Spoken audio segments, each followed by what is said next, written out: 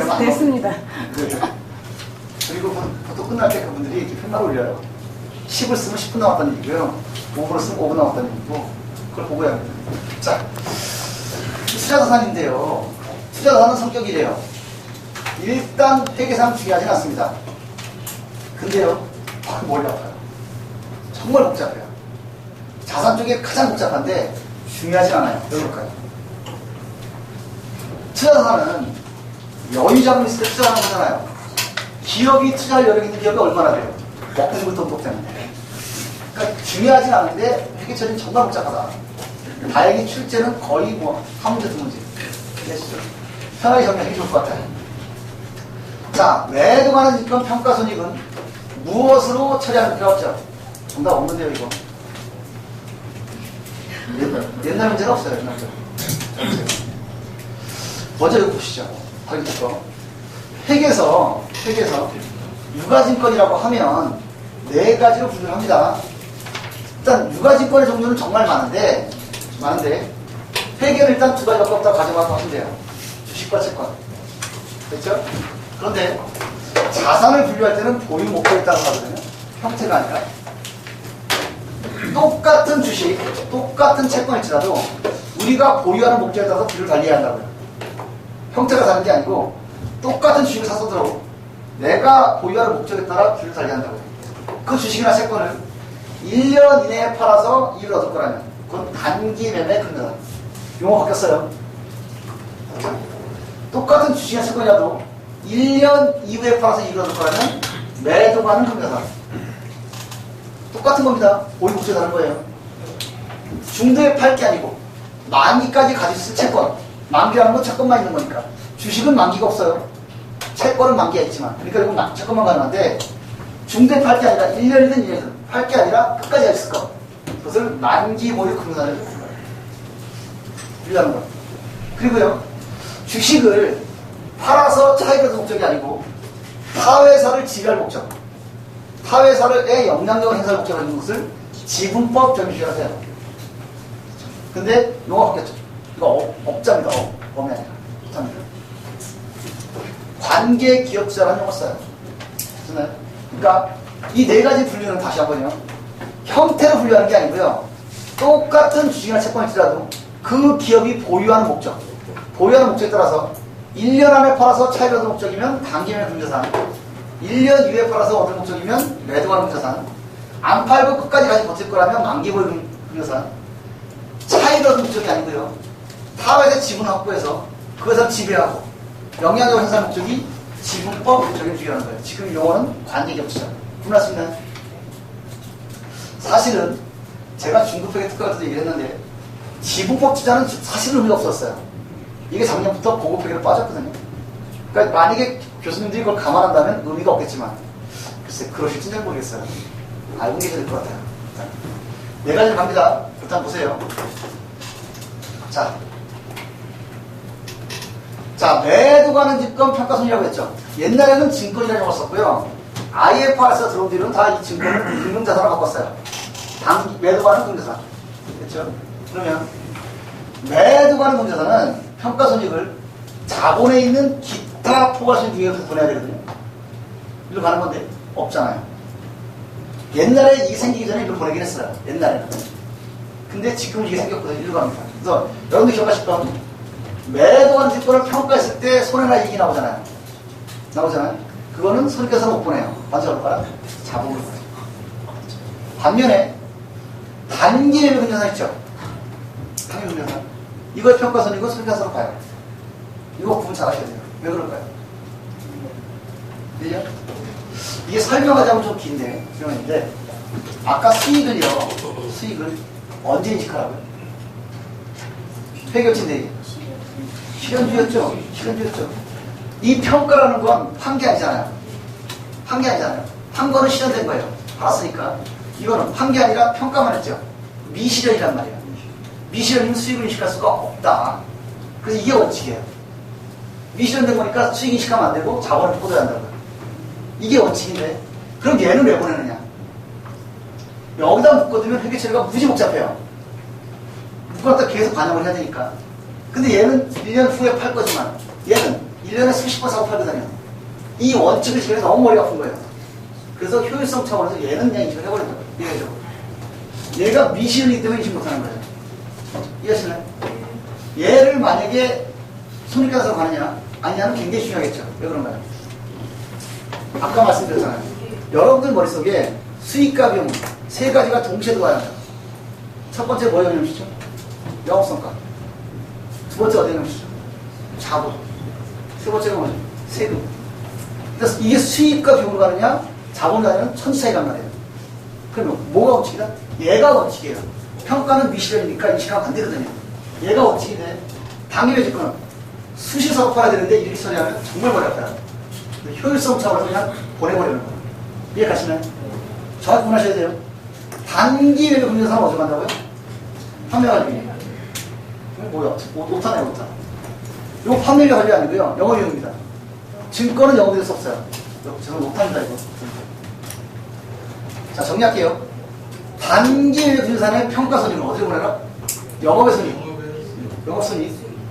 됐죠? 뭐, 영업의 수익이거나 영업 비용이겠죠. 매도 가는 금융산의 평가손익 어디로 보내나?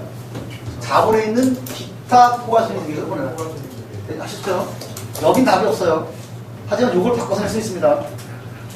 이걸로. 그렇죠? 47번. A회사가 B회사에 의결권 있는 보통 주식의 30%의 주식을 1000주를 15,000원에 현금 매수했을 경우에 분괴를 맞는 거 적으세요. 아까 타회사를 지배하거나 또는 영향력 행사가 목적인 경우에 옛날 말로 지분법, 요즘은 관계 기업자라는 용어를 쓰는데요. 그럼 타회사를 지배하거나 영향력을 행사하는 게 어떤 경우다? 라고 얘기를 하면 실제 그 회계 처리에서는 내용이 굉장히 복잡해요. 그 회사의 의결권을 행사하는 경우, 그 회사 임원들의 임명과 면직에 관여하는 경우, 뭐 이런 내용 짱이 있는데 그것까지 할 건 없고 딱 가장 깔끔한 게 지분율 기준. 20%가 넘어가면 중대한 영향이 있다고 봐요. 그 기준이 20%예요. 그러니까 주식이 20% 넘어가면 뭘로 구분해야 한다? 지분법 전투자식. 현재 이름은 관계기업 투자. 이해가시나요? 그렇죠? 다 정답 썼으니까 한번 해볼까요? 내가 다 넣었으니까. 썼으니까. 단기 매매 증권. 네, 이렇게요. 단기 매매 증권. 보유 목적이 뭐다? 1년 안에 팔 목적. 즉 단기 차익 목적이란 말이에요. 매도한 시간은 뭐죠? 1년 이후에 판매 목적, 즉 장기차 목적이란 말이에요. 만기 보실거는 뭐예요? 만기까지 가지 못할 거죠. 그럼 주목적이 뭐가 된다? 저건 이자가 목적이라는 얘기예요. 지분법 전수자식. 이건 뭐죠? 사회사를 지배하거나 영향력 행사 목적. 이게 구분하셔야 합니다. 다음은 4번이고요. 자, 2011년. 다음 중 지분법을 적용하여 평가해야 하는 건 뭐죠? 그렇죠. 대신에 관계기업자는 채권은 안 되죠. 타회사에 영향력 행사하려면 의결권 있었잖아요. 채권은 의결권 없거든요. 주식만 의결권 있죠. 그렇죠. 2012년 다음 증권형 금융산 중 평가손익을 단기손익으로 인식해야 하는 것. 단기보유 금융산이죠. 그렇죠? 만기보유 금융자산은 잘 들어보세요. 만기보유 금융자산이잖아요. 만기보유란 말은 만기까지 가졌으니까 안 팔 거잖아요. 안 팔 거는 평가할 이유가 없죠. 팔 거는 시가, 안 팔 거는 원가니까. 평가하지 않아요. 얘하고 얘는 뭐로 가라고? 자본으로 가라고. 채무형 매도라니까 채권만 하는 거죠. 지분형 매도라니까 주식만 하는 거잖아요. 이건 어디로 보내라고? 평가손익은? 자본에 있는 기타 포괄손익. 할 수 있겠나요? 됐습니다. 13년 거. 깔끔하네. 2013년 거 딱 보니까 아침에 이거 바로 살았는데 K라고 써있더라고. K. 뭐 정답이죠? 만자. 단기선임을 인식하는 회사. 뭐죠 이거? 그러니까요. 그렇죠. 저는 제가 여러 해드릴 건 별로 없고 이런 거 해드리려고 그래요. 시험 직전에 전날 물 떠놓고 비는 거죠. 실제 우리가 5개만 나오게 비는 거죠. 아 실제로 착하게 살면 그런 게 됩니다. 착하게 사셨잖아요. 실제 있었어요. 제 동기 중에 저런 동갑인데 정말 착한 친구거든. 저 친구 정말 좋아하고 존경하는데 그 친구가 이 언어적 감각이 되게 뛰어나요. 책도 좋아하고. 그럼 또 수치가 안 좋아요. 근데 그 친구가 관리를 써봤을 때 58점 맞았어요. 58점. 2점 차 과락이잖아요. 근데 그의 출제로 3개 나왔어요. 제가 늘 얘기해요. 사람은 착하게 살아야 그 친구는 착하게 살아야 돼요.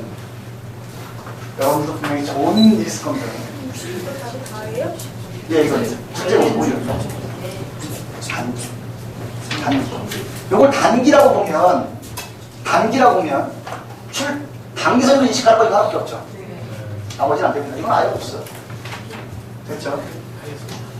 저런 문제가 좀 많기를 바랍니다. 안 돼요. 왜요? 많아요, 여러분들이 좀. 자, 위험자산과 무형자산을 지금부터 볼 건데요.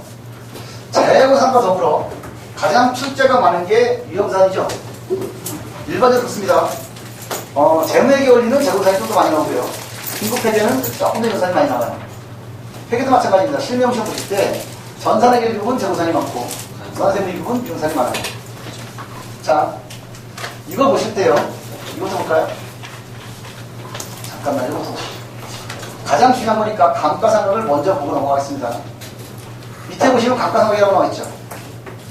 나와있나요? 자, 보세요. 감가상각이 뭐냐면 용어가 이래요. 감가라고 나왔잖아요. 감가가 뭐죠? 가치가 감소한다. 상각은요? 잘라내겠다는 뜻이에요. 어떤 자산을 사용한 만큼 가치가 줄잖아요. 건물이든 컴퓨터든 차량이든 쓰는 만큼 가치 떨어지거든요. 가치가 떨어지는 만큼을 잘라내겠다는 뜻이에요. 그게 감가상각입니다. 이해하시죠? 읽어볼까요? 경제적 효익이 여러 회계기간 동안 이것도 발생하고요. 수익과의 관련성이 단지 포괄적, 간접적으로 결정되는 경우는 가장 중요한 포인트를 기억하세요. 체계적이고 함정 배분한다. 특히 중급회계 시험에서 꼭 요 용어가 나왔어요. 중급회계 시험에서 체계적 함정 배분. 말로 하니까 잘 모르겠죠? 이렇게 하는 겁니다. 가정을 하죠. 자, 이렇게 가정합니다. 차량을 하나 사요. 차량. 이렇게 얘기를 하죠. 차량 8톤 트럭을 사서 지금부터 화로를 넣을 거예요. 화로. 여러분 좋아하시는 거 있잖아요. 광어, 도다리 이런 거 할 겁니다. 그 자료를 보면요. 그 화로를 옮기는 차량 있잖아요. 차량을 이용해서 정상적으로 돈을 버는 기간. 그걸 내용연수라고 하거든요. 내용연수. 그 차량이 없어진다는 얘기가 아니라 그 차량으로 정상적으로 수익을 창출하는 시간. 특히 화로 운반차는 고장이 잦으면 안 되잖아요. 화를 죽일 수 있으니까. 일반적으로 몇 년인가 봤더니 2년이에요. 그 차량 2년 쓴답니다. 독하게 관리사람은 3년. 깜짝 놀랐어요. 근데 그럴 수밖에 없죠. 그쪽에 사시는 분들 아시겠지만 화로를 나를 때 화로를 쏘물 날 수는 없잖아요. 죽잖아요. 바닷물 나르잖아요. 그 바닷물이 뭐죠? 염분덩어리잖아요. 염분덩어리는 셀룰로기죠. 셀룰로기죠. 부식이 빨라요. 또 하나, 그 물의 무게가 엄청나잖아요. 근데 그 물이 무거운데 더구나 움직이죠. 그러니까 차량이 낙하가 빨라지는 거예요. 그래서 정상적으로 운영하는 시간 2년, 독하게 관리하면 3년이에요. 우리 독하게 관리해야죠. 3천만 산다고요. 됐죠? 그리고요, 아까 말씀드렸죠. 자산을 취득할 때 발생하는 모든 비용 처리할 수 있다 없다? 없다. 두세 비용 들었어요. 수능가가 얼마라고요? 3,500. 그런데요, 우리 이 3,500 가지고 3년을 이용할 거라고 추정을 한 거죠. 가봐야 하는 거니까. 이건 추정을 해서 3년을 쓴다고 생각했어요. X1년, X2년, X3년. 됐나요? 그리고요, 이 3년을 사용한 이후에 이 차량에 남아있는 가치, 그걸 추정하죠. 추정한 게 잔존가의 잔존가치라는 뜻이에요. 이 3년 지난 후에 이게 화로를 못 날아도 자갈이나 모래나 목재 같은 거 나올 수도 있잖아요. 중고차를 팔 수도 있고 그것도 안 되면 고철가가 나올 거 아니에요. 안 나오면 그만이고 잔존가에 재를 수도 있는 거니까 이거 추정하는 거란 말이에요. 이해하시나요? 그러면 취득원가 3,500, 사용할 기간 3년, 잔존가액은 500이죠. 요 세 가지를 감가상각의 3요소로 합니다. 취득원가, 내용연수, 잔존가액. 됐나요? 이 세 개 중에 두 가지는 추정을 했고 하나는 실제 금액이죠. 어떤 게 실제 금액이다? 나머지 개는 추정이다. 이해가시죠? 자, 보세요. 이 3,500에 샀죠? 이때는 비용 처리 못하죠. 왜 그렇다? 살 때는 수익이 없으니까. 모든 비용은 수익과 대응시켜야 한다면서요. 들어보세요. 여기서 3,500에 샀어요. 맞죠? 3년 후에 500만 원이 남을 거예요. 그럼 3년 동안 가치가 감소하는 금액은 얼마나? 3천만 원이다. 가치가 감소하는 금액이 3천만 원이면 감가상각도 3천만 원 해야 되는 거죠. 그래서 우리가 감가상각을 해야 되는 대상 금액은 3천만 원이에요. 3,500에서 500을 뺀 3천만 원만 감가상각을 해야 한다. 실제 가치가 나오는 건 3천만 원이니까. 이해가시나요? 그럼 논리가 이래요. 이 차량은 3년 동안 총 가치 감소하는 게 3천만 원이고 3천만 원을 3년 동안 감가상각 해야 되잖아요. 그래서 그 3천만 원을 3년 동안 체계적인 경적으로 나눠준다고요. 그게 감가상각이에요. 이해가시나요? 방법은 다양합니다. 3천만 원을 매년 똑같이 나눠주는 방법이 있고 처음에는 많이 하고 작게 하는 방법도 있어요. 다양한 방법이 있어요. 왜 다양한 방법을 사용할까요? 머리 아프게. 하나만 하지. 아까 재호산 겪으시나요? 재호산? 원가 가정할 때 어떤 방법을 쓰냐에 따라서 중요한 세 가지가 달라졌죠. 선선투 쓰냐, 프리스를 쓰냐에 따라서 재무상태, 영업성과 순서가 달라졌잖아요. 이것도 마찬가지예요. 어떤 방법을 쓰냐에 따라서 달라지거든요. 이렇게 다양한 걸 허용할 테니까 너희 기업에 가장 맞는 걸 골라 써라거든요. 무조건 이거 해라가 아니라 기업마다 입장이 다르니까. 그러니까 중요한 것은 허용하는 방법이 많아요. 어떤 것이나 세 가지 달라지니까. 이해가시죠? 여하튼 세 가지 나눠줍니다. 그럼 보세요. 감가상각을 하지 말아야 하는 경우 대부분 하겠지만 어떤 경우에 감가상각을 할 것 같아요?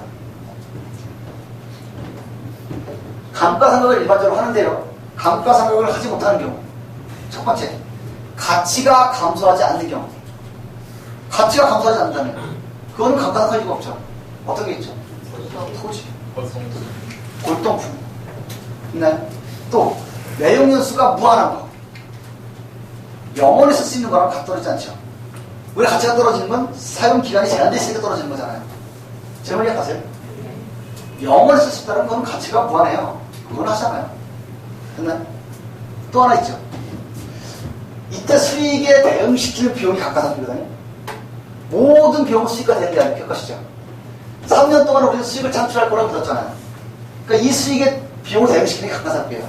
그렇다면 수익을 창출하지 못한 자산 감가상각할 수 있다 없다? 어떤 게 있죠? 건설중 자산. 건물은 완성돼서 돈을 버는 거지만 건설중 자산 짓고 있는 거잖아요. 수익 없다고요. 감가상각 못한다고. 이해하시죠? 됐습니다. 먼저 보세요. 문제입니다. 자 보세요. 그래서 감가상각 할 때요. 체계적이고 함정으로 원가 변동을 잊지 마세요. 기간 동안 이 원가를 어떻게 한다? 사용한 만큼 교체한다. 이게 체계적 함정으로 원가를 변하는 거예요. 감가상각의 요소 몇 가지죠? 세 가지. 취득원가, 잔존가액, 내용요소. 두 개는 추정이고 하나는 실제 금액이다. 됐나요? 방법 잠시 보여드릴게요. 자 보세요.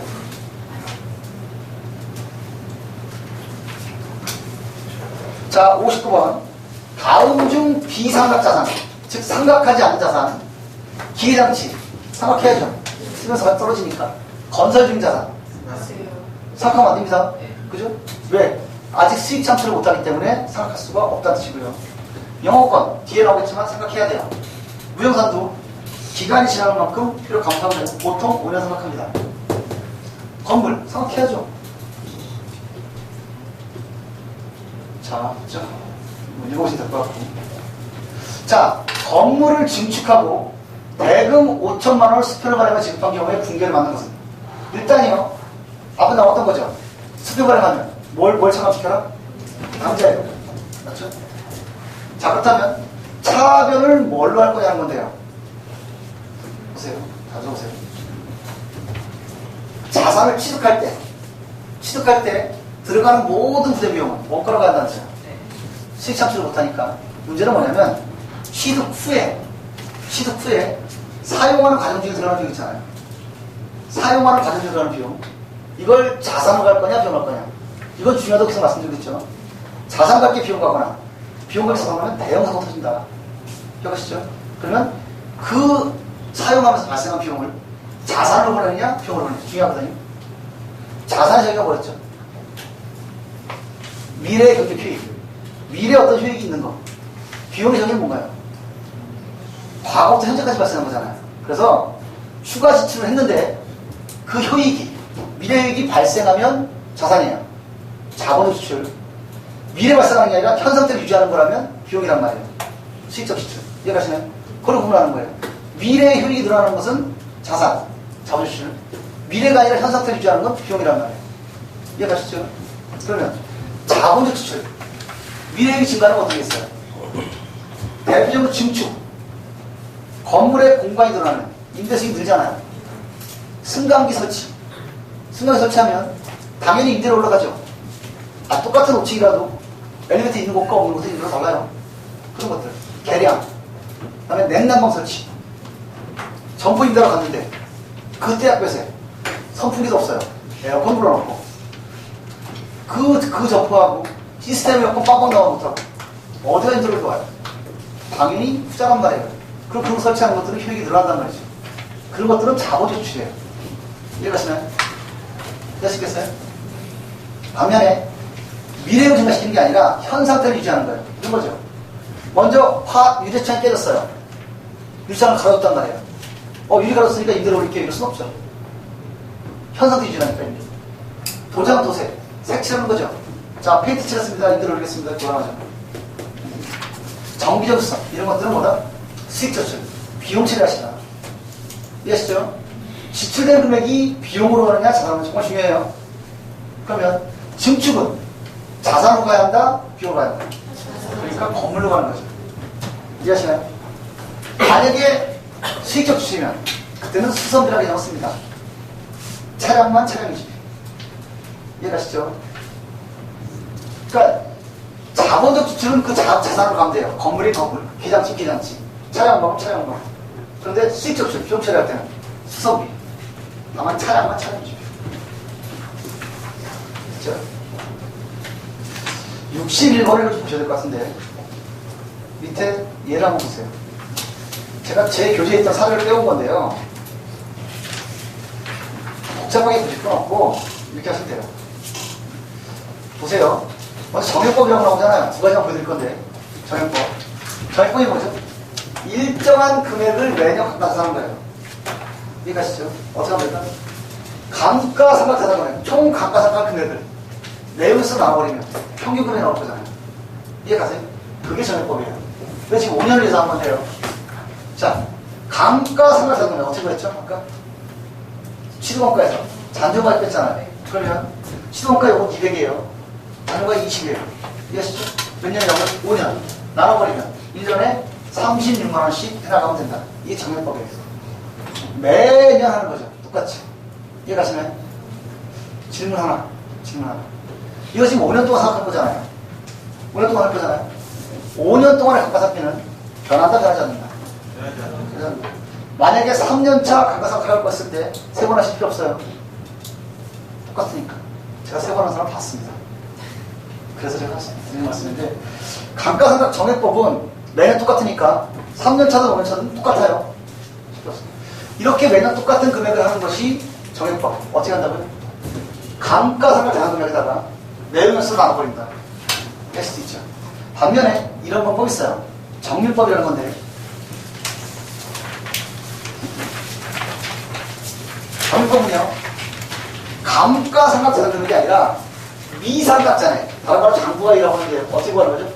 시도원가에서 잔존가액이 아니라 감가상각 2개 이미 감가상각된 금액 빼고 상각비를 곱해요. 금액이 달라요. 상각률을 이거 들어줬죠? 0.36%라고 하면 잘 보세요. 첫 해 200만원에다가 0.36% 곱한단 말이에요. 첫 해에 73만 8천원에 감가상각비 나와요. 근데 다음에는 이걸 빼고 한단 말이에요. 200만원에서 73만 8천원 빼고 같은 비율로 곱한단 얘기죠. 그러면 금액이 달라지죠. 3년차 때는요 200만원에서 이 두 개를 더해서 뺀 다음에 곱한단 말이에요. 즉 자꾸 빼나간단 말이에요. 이해가시나요? 그러면 금액이 점점 작아지죠. 점 작아지잖아요. 왜 그렇죠? 상각률은 같은데 상각률이 곱해지는 금액이 작아지고 있잖아요. 이해가세요? 그래서 정률법은 점점 작아지는 겁니다. 이해가시나요?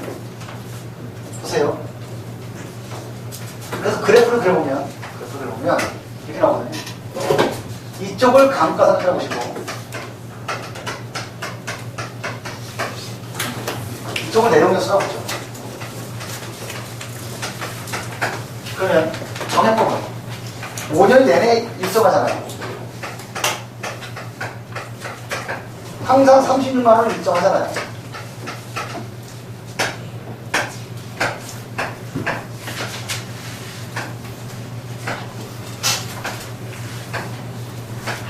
이해가시나요? 평균법이란 말이에요. 언제나 일정해요. 그런데 정률법은 다르죠. 첫 해에는 73만 8천 원. 맞죠? 둘째 해에는 45천 원.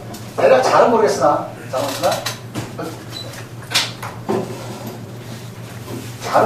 대략 이런 식으로 배운단 말이에요. 이해가시나요? 이해가세요? 초기에는 많이, 가면 갈수록 작게. 그래서 이렇게 감가상각 금액이 줄어든다고 해서 체감 잔액법이라는 걸 써요.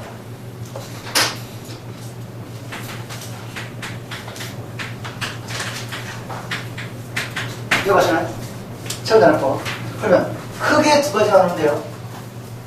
평균법하고 체감 잔액법. 차이가 큽니다. 여러분들이 경영자예요. 또는 회계 담당자예요. 선택할 수 있다면 어떤 걸 선택하시겠다?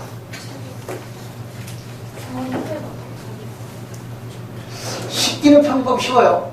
그런데요, 만약에 경영자라면 초기에 비용 처리 많이 한다는 얘기는 그만큼 세금 적게 내겠죠. 나중에 세금이 떨어지면 그만큼 많이 내겠죠. 안 내는 게 아닙니다. 내더라도 여러분들 세금을 똑같은 금액을 낸다면 먼저 내는 게 떨어지는 게 낫다. 나중에 해요. 이게 절세 효과가 있어요. 체감자력법이 유리하긴 합니다. 상대적으로. 기억하시죠? 이거 말고도 몇 가지 방법이 있는데 허용하는 이유가 그거예요. 원하는 대로 써라. 이걸 쓰면 어떤 장점이 있다고요? 세금을 뒤로 넘기는 효과가 있단 말이에요. 그런데 비용이 높으면 뭐가 나빠지지? 영업성과가 나빠지잖아요. 어떤 걸 선택할까 이거예요. 결국은. 그러니까 가장 중요한 재고산, 이혼사는 그래서 다양하게 허용하는 거예요. 아까 원가 과정 6개였죠. 감가상각은 6개 됩니다. 너희한테 맞는 거 쓰라는 거거든요. 이해하시죠? 그러면 이왕 그린 김에 논리적으로는 이게 뭐래요? 이게 뭐래요? 논리적으로 제가 이게 뭘 하겠죠? 시작했어요. 대부분의 자산은 샀을 때 효익이 많다, 나중에 효익이 많다. 샀을 때 성능이 좋겠죠. 뭐 수익과 비용 대응시켜야 되니까 수익이 높을 때 비용도 크게 잡히는 게 많겠죠. 가면 갈수록 잘하지 않나. 논리적으로 맞아요. 이런 측면도 또 있어요. 이런 그런 기분이니까.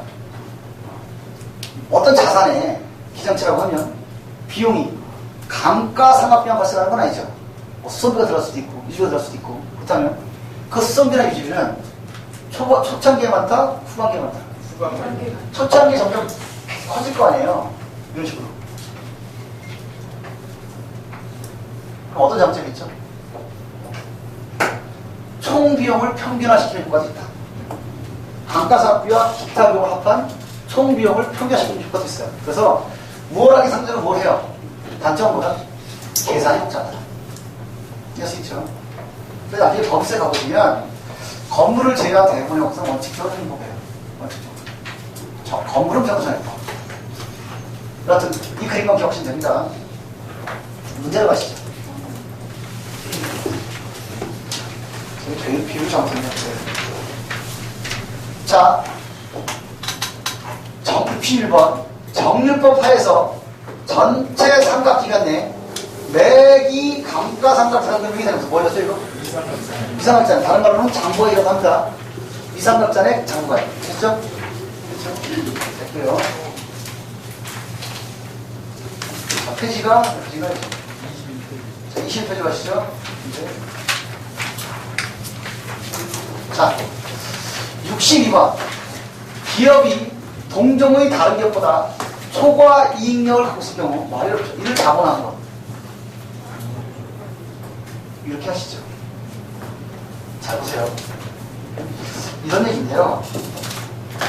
A 기업 있어요. 10월 31일 날.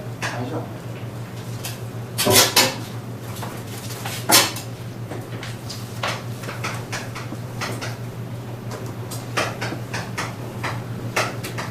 필요가 있습니다. 제 시험 문제 나와요. 대사 문제가. 이 기업의 지금 자산이 100억이에요. 부채가 80억이라고 했습니다. 자본이 얼마죠? 이런 A 기업을 여러분들이 인수를 하실 거예요. 살 거라고 해요.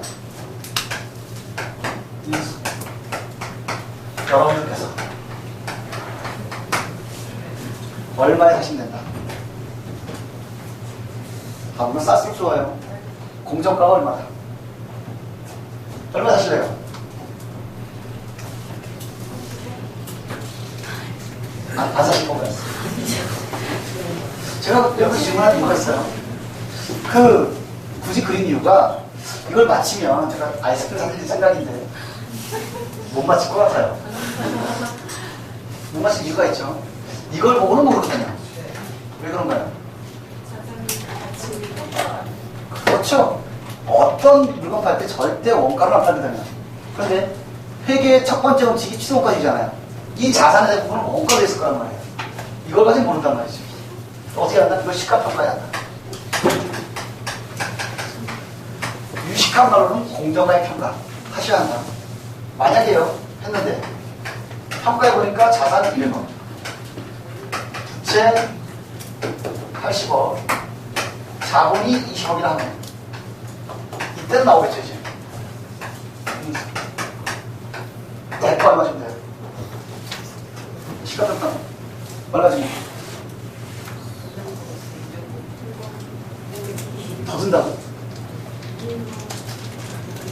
자산이 200억, 부채가 80억. 이런 다 가정을 하면, 시간을 뺐을 때. 자본이 120억. 네, 아까 먹었습니다. 저도 많이 가본 것 같아요. 자, 얼마 주면 돼? 120억이죠. 자, 당연한 얘기지만, 이 부채는 이 기업이 붙어 있는 거니까, 인수하는 건 승계가 되거든요. 그건 어차피 갚아야 되니까 주면 안 되는 거고, 이건 주면 되는 거죠. 보세요. 장부상 우리는 120억만 주면 되잖아요. 그런데 이 사람이 120억이 아니라 150억이었다는 얘기죠. 왜 그랬을까요? 일단요. 분명히 장부상은 110억 주면 되잖아요. 근데 그걸 줬잖아요. 무슨 뜻인가요? 장부에 나타나 있지 않은 30억의 능력이 있다. 그게 바로 초과수 능력이에요. 어떤 게 있죠? 이름은 영어권인데 어떤 경우인가요? 장부에는 나타나 있지 않은 이익을 창출할 수 있는 숨어 있는 거거든요. 어떤 게 있죠? 특허 됩니다. 그렇죠. 브랜드 가치가 높은 거 돼요. 훌륭한 노사문화. 딴 기업들은 1년에 한 번씩 싸우고 막 파업하는데 우리 10년째 무분교예요. 생산성 올라가죠. 우리 회사 영업사원들은 평균 구속기간이 10년이 돼요. 동종업종은 3년밖에 안 돼요. 그럼 장부에 쓸 수는 없지만 우리의 수익률이 높겠죠. 그런 걸 인정해주는 게 영업권이에요. 이해가시나요? 영업권 어떻게 구한다? 우리가 지급한 금액에서 공정가격 평가한 자본 순자산 빼시면 돼요. 30억이라고. 이해가시나요? 계산문제 나옵니다. 우리가 지급한 대가에서요 반드시 공정가격으로 바꿔낸 이 자본 금액 순자산 금액을 빼시면 30억이 영업권이에요. 이해가시나요? 단 영업권 조심하실 거. 이 영업권은 기업이 스스로 만들어낸 자기가 만드는 영업권을 인정하잖아요. 왜 그럴까요? 자기가 영업권 만들어 인정하면 기업은 자산을 부풀리게 됩니다. 자본도 커지겠죠. 그럴 거 아니에요. 우리는 노사문화 좋아. 영업권 50. 우리 직원 일 잘하지. 영업권 100억. 막 늘어나죠. 검증이 안 돼요. 절대 인정 안 해요. 자가창사는. 대신에 어떤 걸 인정한다? 사들인 거. 타 기업에서 사들인 거. 사들인 건 그 정도 쓸 리가 없잖아요. 객관적으로 검증이 되잖아요. 영업권은 산 것만 인정해요. 만드는 건 인정하잖아요. 이해 가시나요? 자, 보세요. 먼저 62번. 기업이 동종의 다른 기업보다 초과 이익력을 가지고 있을 경우 이를 자본한 게 바로 이게 바로 영업권이죠. 이해하시죠? 11년 가시죠. 2011년. 자, 다음 중 수익적 지출로 처리하는 것이 적절한 것. 먼저 자산을 증가 추가하는 지출은 자본 지출이에요, 수익 지출이에요? 자본 지출. 내용 연수를 증가시키면 자본 수익 늘죠. 자본 지출. 경상적으로 발생하는 뭐죠? 경상적이란 말은 일반적으로 발생하는 중이라는 얘기거든요. 정확하게 수익적 추출이고요. 4번. 자산의 생산 비율, 생산 능력을 높이는 지출. 자본 지출, 자산이요. 60번은 뭐죠? 감가상각 계산에서 세 가지였죠. 시드공가, 잔존가치, 내용이었어요. 자, 그래서 4번이 답이고요. 61번.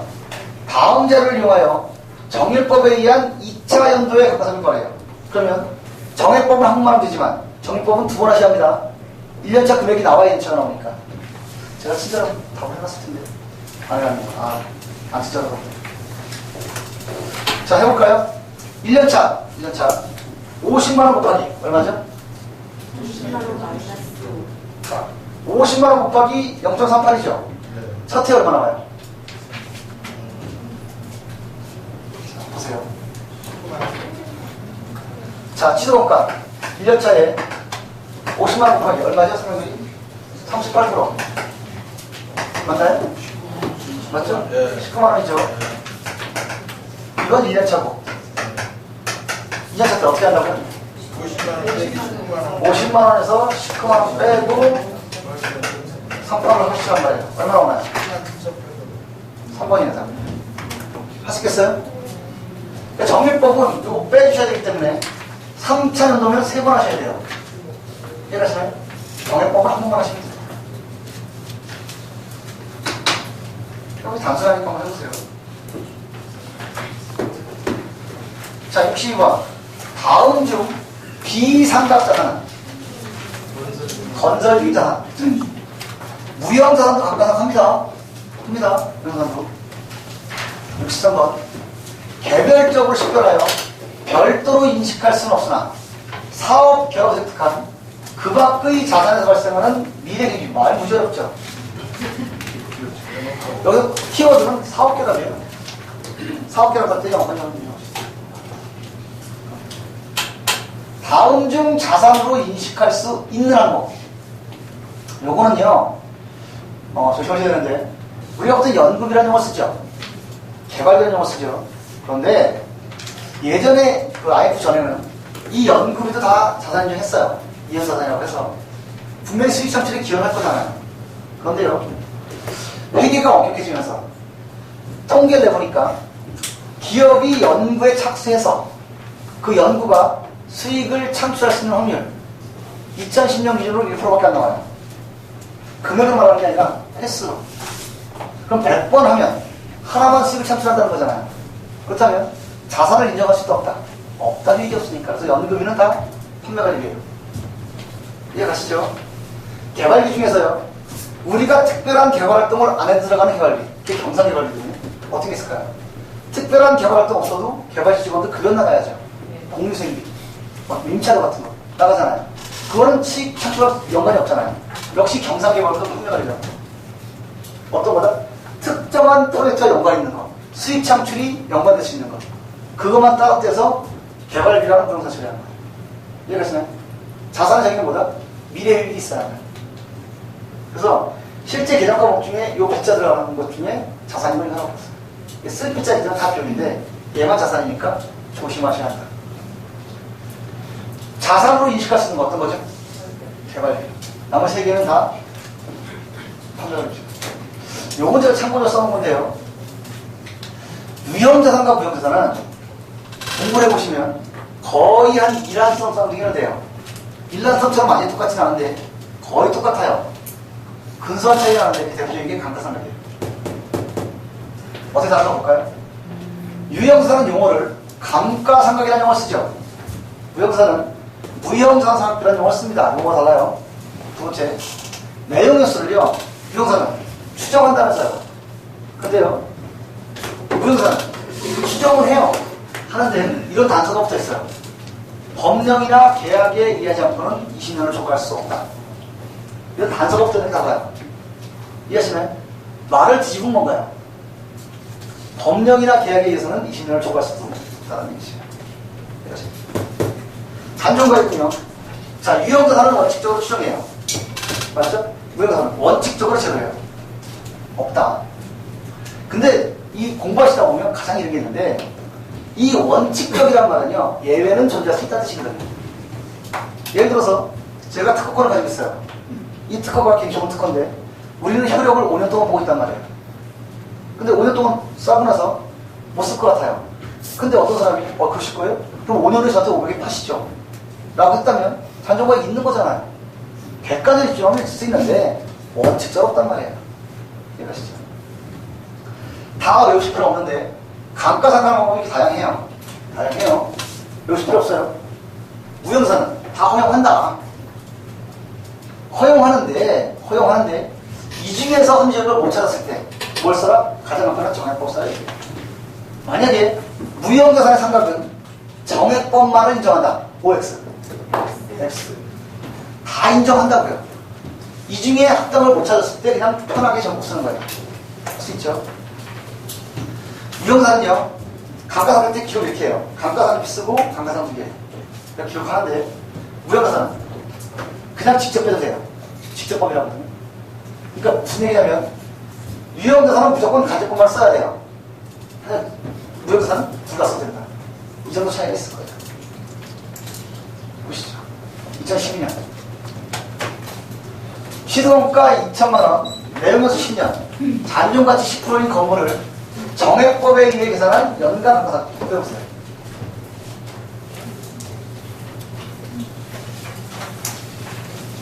어떻게 보시면 되죠? 먼저 시도원가 2천만원에서 뭘 빼야 한다? 잔존가액 10%니까 200 빼야죠. 1800을 몇 년 가는 거죠? 10년. 80년. 됐나요? 할 수 있죠?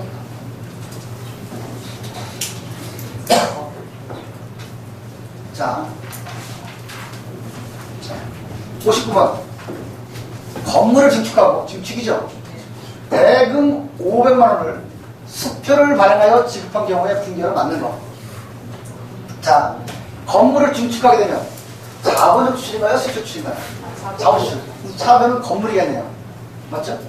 수표 발행하면 뭐가 나간다고요? 답은 2번. 됐죠?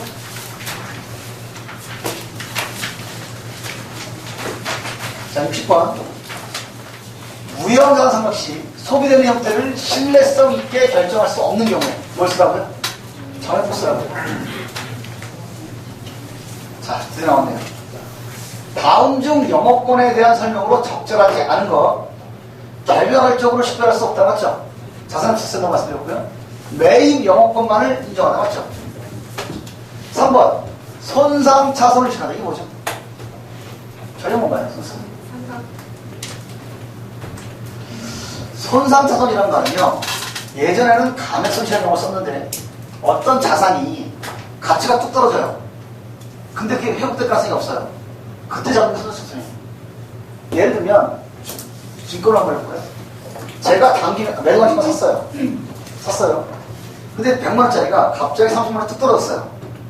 근데 이게 회복될 가능성이 없어요. 그러니까 가치가 떨어진 걸 인정하는 게 손상 차손이거든요. 자산은 다 인정합니다. 생각해보셔야 돼요. 기장치. 기장치가 있어요. 쉽게 쉬운 거로 컴퓨터 있어요. 잘 쓰다가 커피 먹다가 삐졌어요. 그 다음부터는 컴퓨터 시작하면 불꽃이 튀어요. 가치가 떨어졌죠. 회복할 수 있다 없다. 떨어진 만큼을 잡는 게 손상차손이에요. 당연히 무형사 잡아야 합니다. 우리가 영업권 가지고 있었어요. 예를 들어서 특허권을 가지고 영업권 잡았어요. 특허가 있어서. 근데 상대가 더 독특하려 버렸어요. 가치 떨어지죠. 잡아야 합니다. 내부적으로 창출한 영업권 인정한다? 해요? 안 하고 분명 말씀드렸죠. 4번. 62번 영업권 계산하세요. 62번. 계산하세요.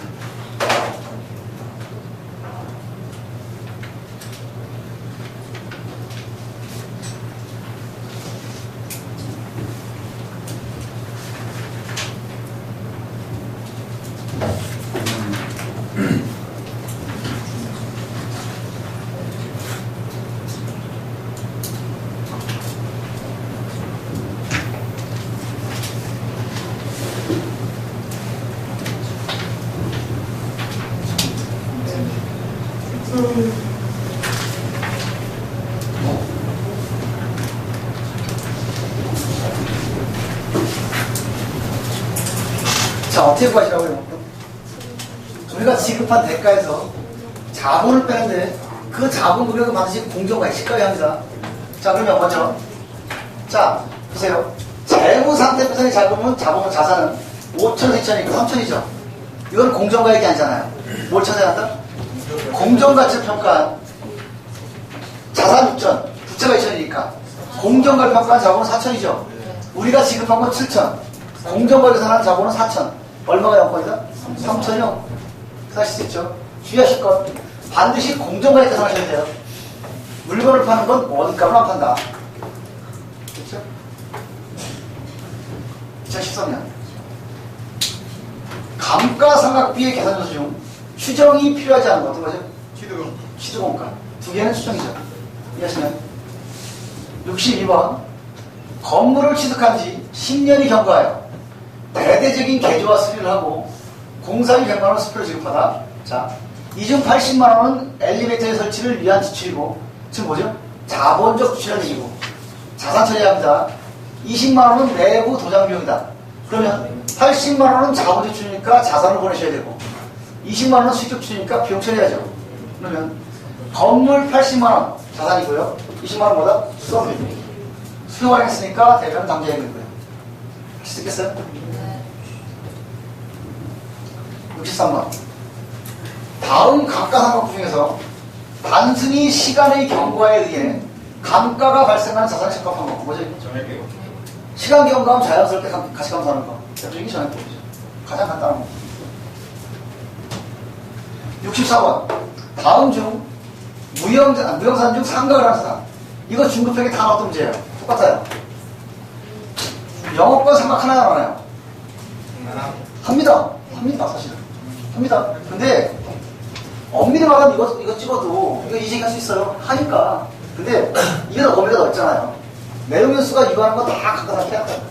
이것도 해요. 당연합니다. 일반적으로 오면 해요. 내용 연수가 비한정. 무한한 것은 안 하죠. 다음 4번이 있는데요. 1번 4번이다, 4번.